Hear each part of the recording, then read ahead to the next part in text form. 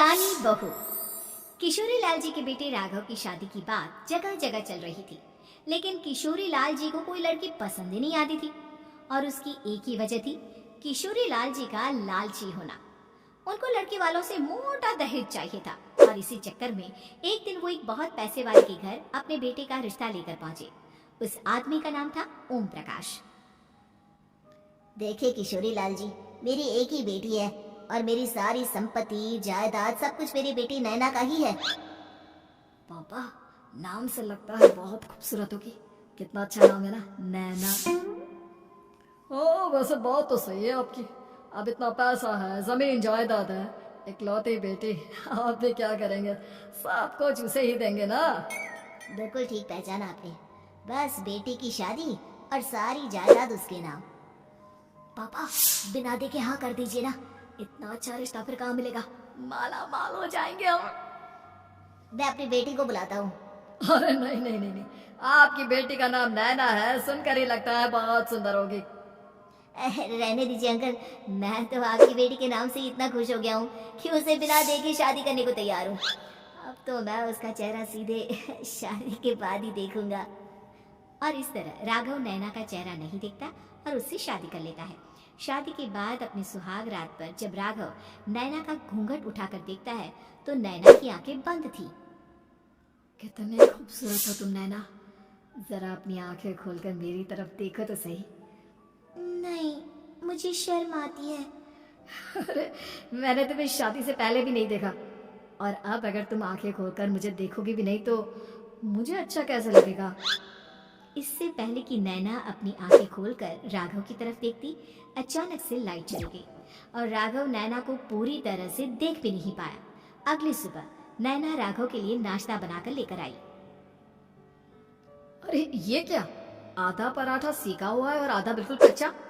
ये तुमने क्या किया नैना? बहू, तुमने क्या आधा पराठा तवे से नीचे लटका कर रखा था, जो आधा सेका है और आधा कच्चा? मुझे जितना दिखेगा उतना ही तो सीखूंगी ना पापा जी।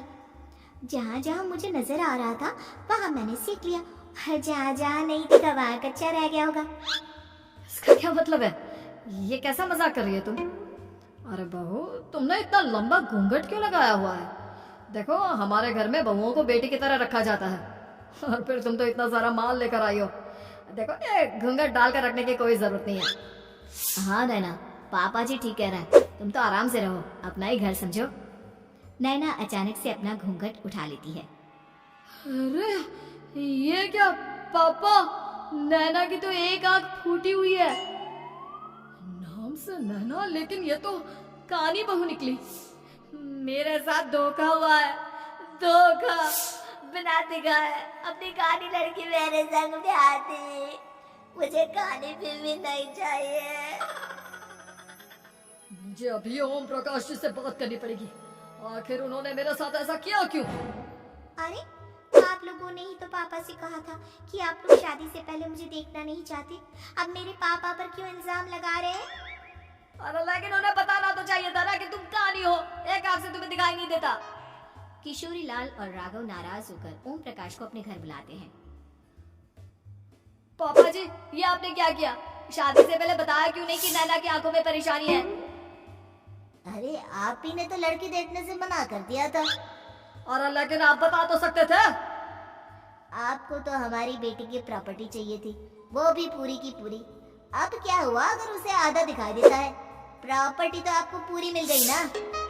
अरे ये क्या बात हुई? मेरी शादी प्रॉपर्टी से नहीं, आपकी बेटी से हुई है।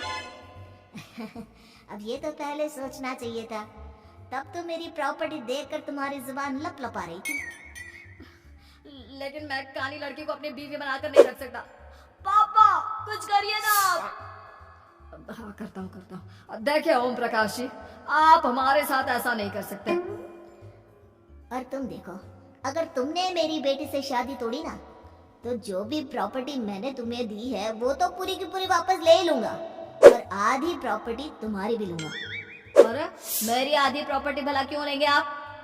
इसलिए क्योंकि मेरी बेटी को आधा नजर आता है और उसकी नजर अभी तक तुम्हारी आधी जायदाद पर ही पड़ी है। अब तुम उसे घर से निकालोगे तो कुछ तो लेकर जाएगी ना। और अगर हम आपकी बेटी को अपने घर की बहू बनाकर रखे तो? तो तुम्हारी पूरी प्रॉपर्टी तुम्हारी ही रहेगी, और जो मैंने तुम्हें दिया है ना उसमें से बस मैं आधा लेकर जाऊंगा। अरे लेकिन अब आप अपनी दी हुई प्रॉपर्टी में से आधी वापस क्यों लेकर जाएंगे?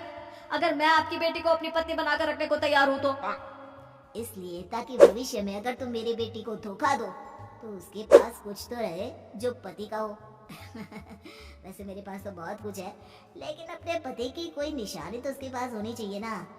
अब अगर तुमने मेरी बेटी को कहानी कहा तो तुम्हें प्रॉपर्टी भी कहानी ही मिलेगी, पूरी नहीं। जमाए राजा। किशोरी लाल और राघव समझ चुके थे कि वो बुरी तरह फंस चुके हैं और अब उनके पास वहां से निकलने का कोई चारा नहीं है। अब समझ में आया ना, लालच बुरी बला होती है। एक तो तुम्हें प्रॉपर्टी मिली, ऊपर से बीवी मिली, उसमें तुम्हें नखरे भी दिखाने हैं। आए बड़ी, चुपचाप बैठो। कुछ दिनों के बाद नैना राघव की कार लेकर बाजार घूमने निकलती है और जब कार लेकर वापस आती है, ये क्या? एक तरफ से मेरी गाड़ी पूरी खराब हो चुकी है। लगता है तुमने मेरी गाड़ी को किसी दूसरी गाड़ी के साथ एक्सीडेंट किया है। अरे कितना बड़ा नुकसान कर दिया तुमने बहू। वो क्या है ना पापा जी, मुझे एक आंख से दिखाई नहीं दे रहा था, सामने से गाड़ी आ रही थी। मुझे तो सिर्फ आधा ही दिखाई दिया और वो गाड़ी मेरी कार से रगड़ती हुई निकल गई। अब मैं क्या करूं बताओ? आप इसे ठीक कराने के पैसे कौन देगा? तुम्हारे पापा। तुमने मुझसे इस तरह से बात की? अभी रुको। नैना राघव की शिकायत ओम प्रकाश को कर देती है। देखो राघव, अब जो मेरी आधी प्रॉपर्टी तुम्हारे पास थी ना उसमें से आधी और मैं लेकर जाऊंगा, क्योंकि तुमने मेरी बेटी को डांटा। अरे नहीं पापा जी, गलती होगी, माफ कर दो। गलती की तो कोई गुंजाइश ही नहीं। अगली बार मेरी बेटी को डांटा तो बची हुई आधी में से आधी और ले जाऊंगा।